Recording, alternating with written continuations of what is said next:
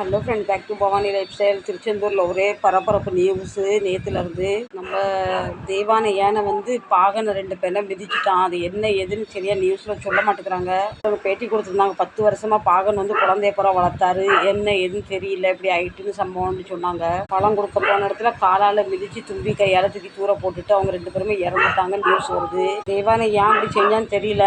ஆனால் இன்னும் இப்போ தேவானை இப்போ சாப்பிடாம இருக்கலாம், பாகனை தேடிக்கிட்டு இருக்கா அப்படின்னு இன்னொரு நியூஸ் வந்தது. எந்த ஒரு மிருகமும் யாரையுமே ஆக்ரோஷமாக அது ஏதோ ஒன்று நடந்திருக்கு. அது நமக்கு தெரியல என்ன ஏதுன்னு. மனுஷங்க தான் மிருகத்தை அடிக்கவும் துன்புறுத்துறவங்க தான், இவங்க துன்புறுத்த மாட்டாங்கன்னு ஏதோ என்ன நடந்தது என்னன்னு தெரியாது.